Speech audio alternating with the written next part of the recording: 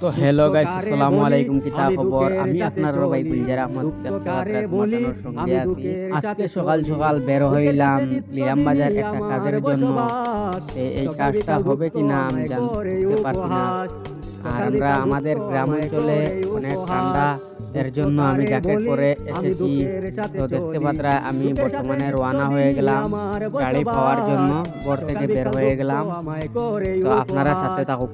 তো গাইস, আপনারা ব্যাকগ্রাউন্ডে যে গানটা শুনতে পারছেন সেই গানটা আজ 2 দিন হলো রেকর্ডিং হয়েছে, বাট এটা ভিডিও আসবে না, এখন অডিও করে ইউটিউবে রিলিজ দেওয়া হবে।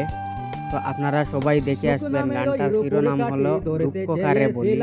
আপনারা সবাই সার্চ করে ইউটিউব চ্যানেলে গিয়ে দেখে আসবেন। যার যার ভালো লাগবে লাইক শেয়ার কমেন্ট করবেন আর অন্যকে শেয়ার করে দেখার সুযোগ করে দিবেন। তো গাইস, একটা কথা আপনাদের জন্য বলার ছিল, আমি অনেক কষ্ট করে ভিডিও বানাই।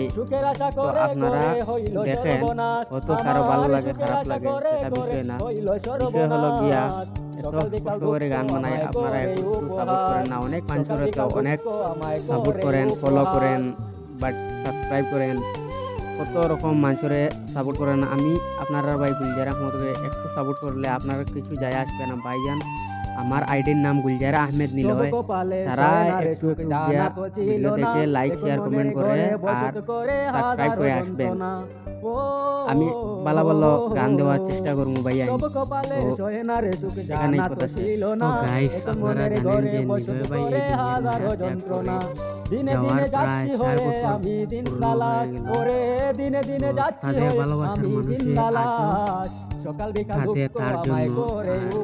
তার জন্য জানি না কার কতটুকু মায়া, তার জন্য আমার অনেক দুঃখ লাগে ভাই।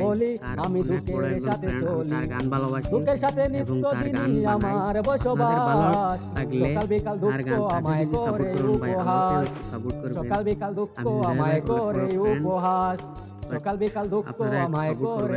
নিলয় ভাইকে যেভাবে ভালোবাসা দিয়েছিলেন আপনারা দর্শকরা, সেইভাবে আমাকে একটু যদি সাপোর্ট করতেন তাইলে অনেক ভালো হইতো ভাইয়ান। প্লিজ একটু সাপোর্ট। তো গাইস, ভালো লাগলে একটা শেয়ার করে দিবেন। আর আমি আপনাদের সাথে গল্প করতে করতে আমি এখানেই ভিডিও শেষ করলাম।